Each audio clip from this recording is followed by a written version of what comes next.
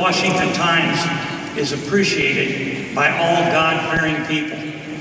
The role of the Washington Times in America's capital city has been one of the most powerful influences on America and the world in support of faith, marriage, religious freedom, respect for all faiths and races, and finally, the rejection of socialism and atheism.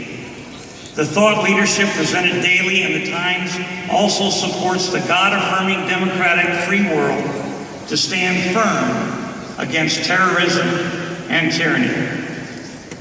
America and more than 180 countries worldwide.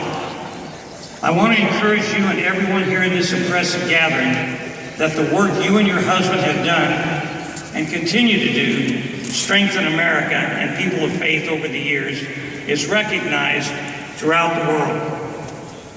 We know that Reverend Moon suffered for several years in a North Korean communist prison camp and was liberated by UN forces led by the United States. After launching his church together with Mrs. Moon, he then responded to God's call and came to America to strengthen America's founding spirit of faith and freedom so that America could lead the world to peace. I witnessed how this movement worked hard to help America's leaders, citizens, and media stand firm against communism and immorality. Ladies and gentlemen, I want to set the record straight here today. We know that it is because of such a righteous and effective stance that Reverend Moon encountered opposition and persecution, just as it came to all historical religious leaders in the past. Just 2 weeks ago, I met with my good and longtime friend, Senator Hatch, who you just saw in the video. Senator Hatch has served in the United States Senate for 37 years. He's well-known in America as a champion of religious freedom and traditional values. Senator Hatch sincerely conveyed how he knew that Reverend Moon had been persecuted and mistreated.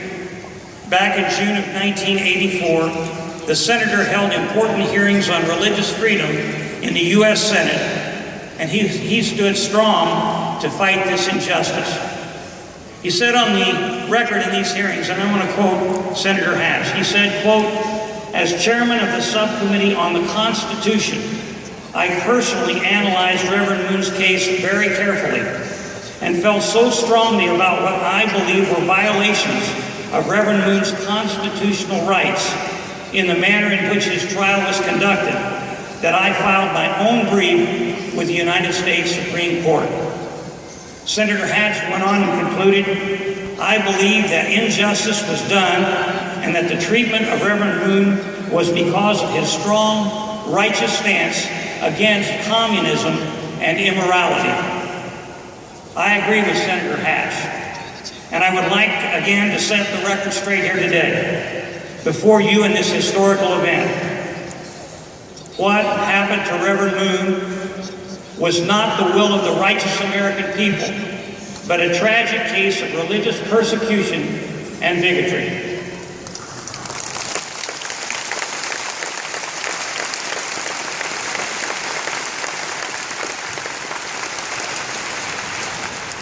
And I'm glad, Mother Moon, that you're here to hear this today. As a man of faith who was honored to serve my country in the United States Congress on behalf of the patriotic and God-loving people of America, I'm sorry that the American system did not work to protect this man of God. Dr. Moon, the efforts combined with freedom-loving people of the world, the Cold War was ended and the Berlin Wall came down.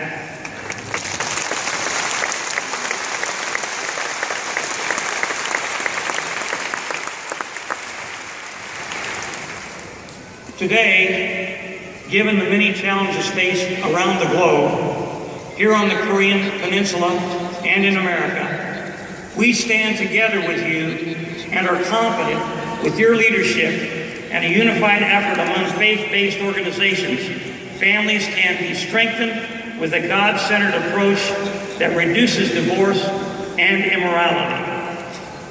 A new level of cooperation can be made real among the Abrahamic faiths, and the mounting wave of terrorism and other security challenges can and will be rolled back.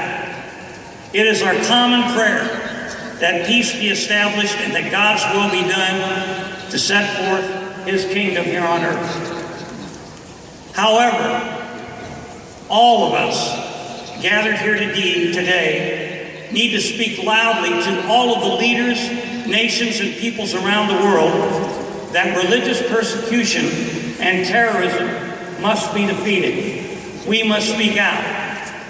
America must once again stand up to be a beacon of religious freedom and morality for all, and joining with the Republic of Korea and all God-loving nations join in protecting the rights of conscience at home and abroad. But as world leaders assembled here, let me once again say it's all up to us to speak out strongly against religious persecution and terrorism. Ladies and gentlemen, I pray that the legacy of peace that Reverend Moon upheld throughout his life, and that all of you carry forward together with Mrs. Moon, will shine brightly here in Korea and throughout the world. Thank you, and may God bless each of you, your families, and your committed work.